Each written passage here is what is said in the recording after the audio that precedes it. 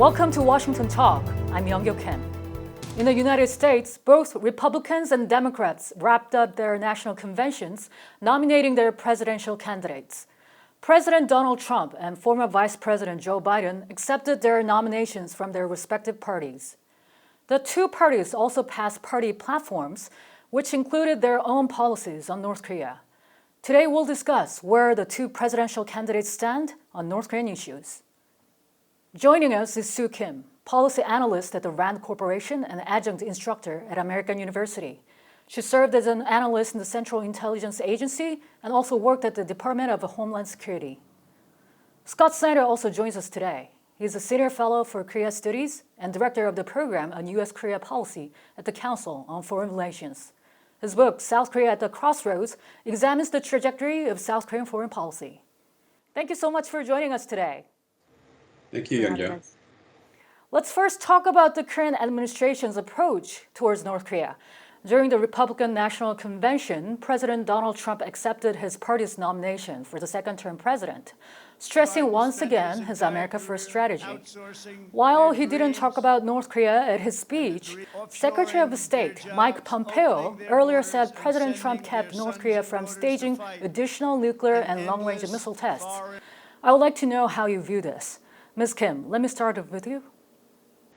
Sure. So, I think it depends on which side of the argument and the time, constraints that you're looking at. But one could argue that we have stopped temporarily North Korea's nuclear missile testing. But if you think about the way U.S.-North Korea relations were advancing in the lead up to the summitry, we almost reached a point of quote unquote fire and fury where there were tensions between the two countries. And only the pressure of sanctions is probably the likely factor that stopped North Korea from pushing us over to the edge. At the same time, we're also seeing that North Korea, even up in the past couple of years, have actually been quietly, of course, testing and advancing and developing their nuclear missile system. So I think it's arguable, but I think also that depending on which side of the argument spectrum you're sitting in, one could argue either way. Mm-hmm. Mr. Snyder, what's your view? Well, I think that it shows that there is a big gap between the policy bar for success with North Korea and the political bar for success with North Korea. And what Secretary Pompeo did was to tell us the political bar, the achievement of stopping missile and nuclear testing over the course of the past 3 years. But the administration's self-stated goal from earlier in the process has continuously been final, fully verified dismantlement or comprehensive, verified, irreversible dismantlement. But isn't it true that North Korea indeed stopped testing nuclear and ICBM tests? Couldn't we say there was some upside to President Trump's approach, Mr. Snyder? Well, I think there is an upside, but the problem here is that the upside achievements are actually relying on Kim Jong-un's self-restraint and on a personal relationship between Trump and Kim that is changeable and could change. And in fact, Kim Jong-un earlier this year has already indicated that he doesn't feel bound by the expressions of self-restraint that he had made earlier following his meetings with President Trump. Ms. Kim, what about you? Do you see any upside? I agree with Scott in that basically the game of chess or strategy that we're playing with North Korea, it seems to wholly depend on Kim Jong-un's self-restraint. In the past few months, we've seen that there's been questions about the North Korean leadership situation where we don't know what is actually going on with Kim Jong-un and the power transition or transfer between Kim Jong-un and his sister. That leaves a lot of uncertainties in terms of how the United States and the other countries in the region are going to respond to North Korean action. So we see Kim Jong-un, of course, but we don't know exactly what is going on with the situation there. There's still a lot of uncertainties and the way and the mobility of Washington and Seoul and Tokyo's responses to North Korea. Meanwhile, former U.S. Ambassador to the United Nations, Nikki Haley, said President Trump rejected the U.S. weakness towards North Korea, and the U.S. passed the toughest sanctions on North Korea in history. What is your assessment on this part, Ms. Kim? So I think that the question of sanctions, it comes up a lot in the North Korean debate because there's questions about the efficacy and also the way they're enforced.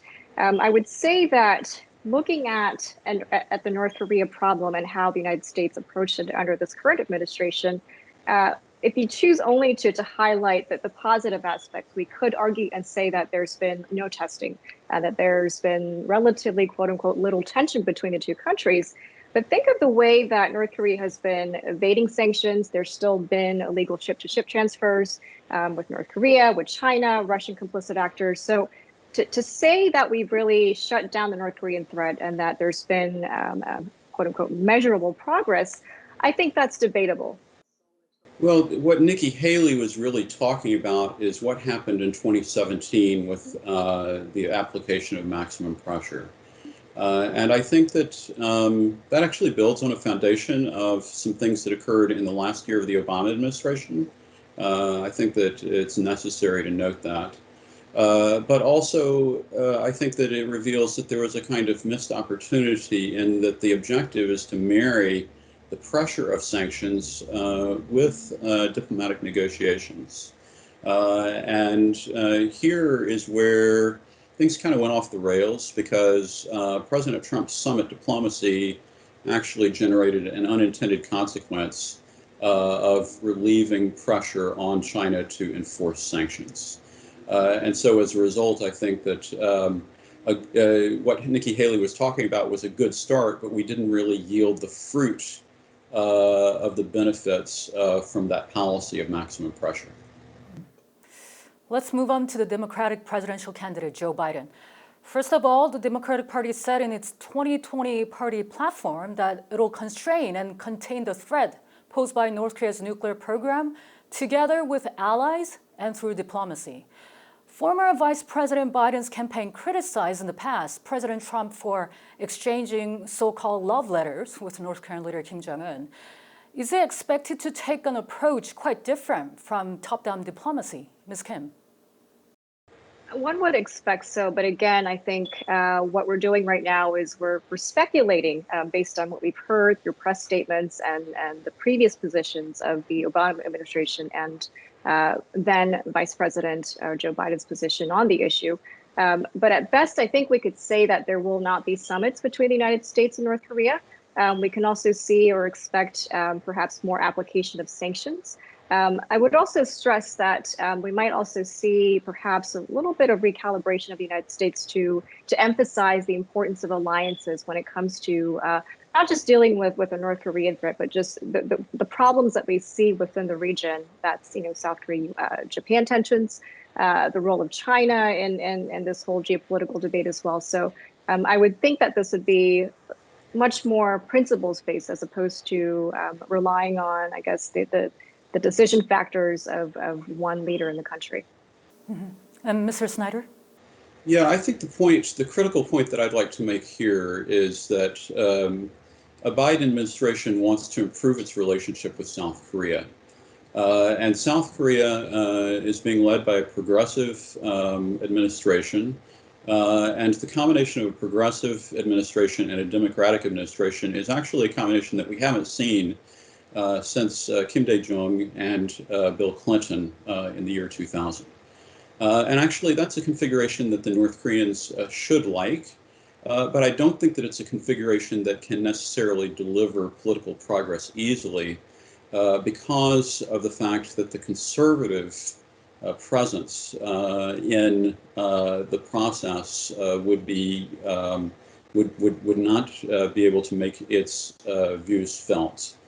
And so I think that it raises a very complicated issue because if Biden decides not to pursue symmetry with North Korea, then I think that Kim Jong-un is going to have to look back and think about his missed opportunity and failure to get a more permanent footing for a positive U.S.-North Korea relationship during the moment of opportunity with President Trump. Some pundits expect that former Vice President Biden's North Korean policy will likely be another form of the strategic patience, which was adopted by the Obama administration. critics claim that the strategic patience policy did little to seize North Korea's military provocations. What is your take on this, Mr. Snyder? Well, I actually think that there's probably no going back to strategic patience because of the magnitude of the North Korean threat. And so in some ways, I think that a new Biden administration would face a similar challenge to the one that the Obama administration initially faced, in which North Korea presented President Obama with both a long-range missile test and a nuclear test, and really set the stage for removing the prospect for diplomacy. And so I think the really big challenge for the Biden administration based on the platform is that they want working level diplomacy with North Korea, and yet that is something that has not been achievable with Kim Jong-un.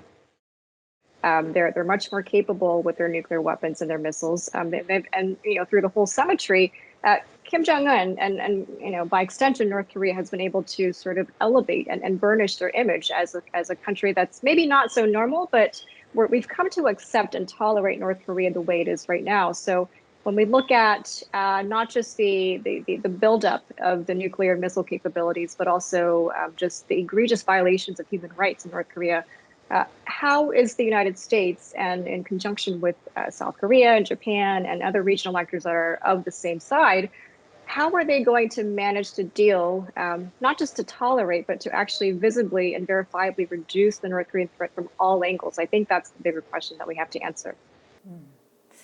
Let me ask both of you a blunt question. Which approach will be right? I mean, which approach will eventually succeed in persuading North Korea to give up its nuclear arsenal? Ms. Kim first. It's not really about choosing either or, but really thinking about the right combination of pressure and incentives and engagement. Perhaps the pressure was not applied at the right points. Perhaps it wasn't really coordinated with the allies in the right way. Well, I don't think that I can choose which is better because both approaches rely on persuasion.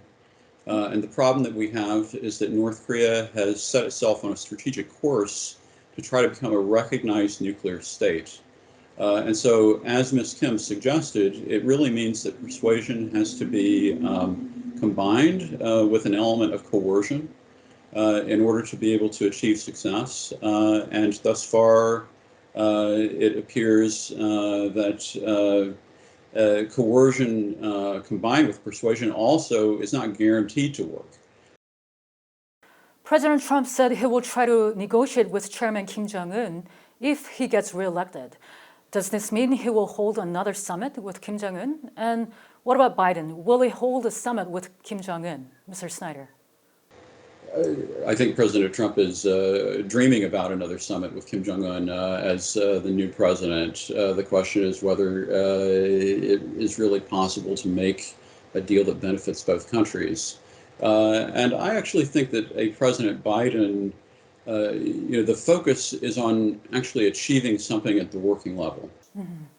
Ms. Kim, will Biden try to meet Kim Jong-un one-to-one? I would think that based on the lessons that we've learned, as Scott pointed out, that without proper preparation, without really understanding where the opponent is coming from, to hold a top-level meeting where stakes are extremely high, not just in terms of personal leadership legacy, but also in terms of national interests, that, to leave the door option to symmetry, I think that might be a temptation on any human, tendencies. But I think that the lessons that we've learned and that the costs that came along with it, I hope that would serve as some sort of a guidepost. There's skepticism that North Korea will never give up their nuclear arsenal, no matter who comes to the White House. Is there really no way?